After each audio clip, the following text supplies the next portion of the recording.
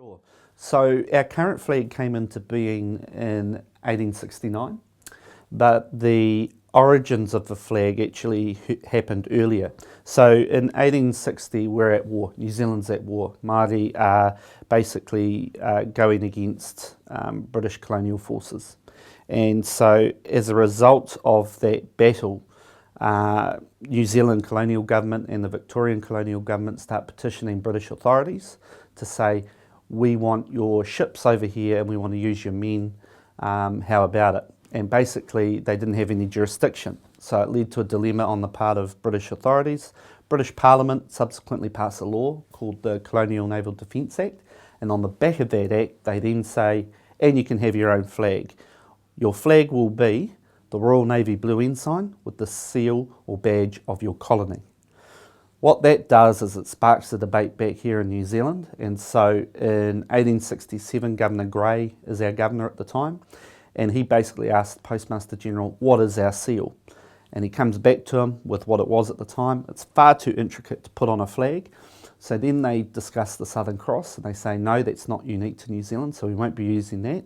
Then they looked at the words New Zealand, but it was far too long to put on a flag. So what do? They shorten it to NZ in red with white border, and they insert it as the first seal of a New Zealand flag, if you like.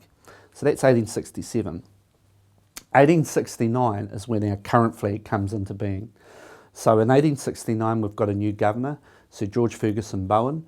Bowen is a British career diplomat who also happens to be the first governor of Queensland and the fifth governor of Victoria.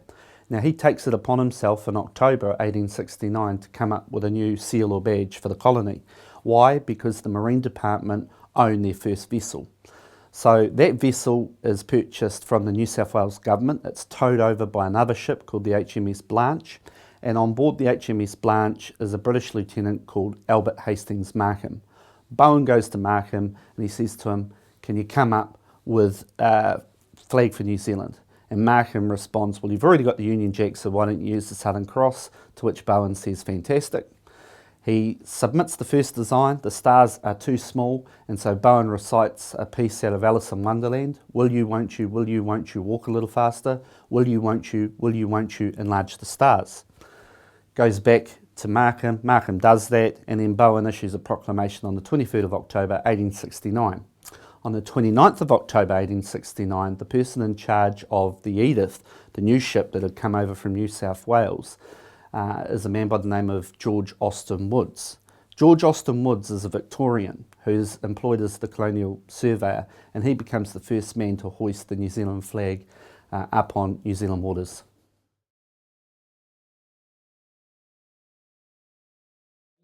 No, he's from Britain, but in his diplomatic postings, prior to coming here, he was the first governor of Queensland.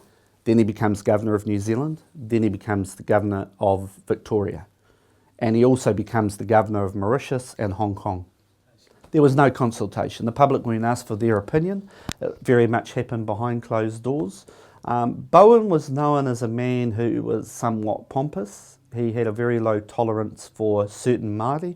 For example, he labelled King Tawhito as an insolent barbarian and thought that Te Kooti should be basically hunted down and killed. And he also believed that over time Māori would become assimilated. So he held those particular views, I guess, of Māori, but he was also seen by British authorities as a good man for a crisis. And of course the crisis at the time were the New Zealand Wars.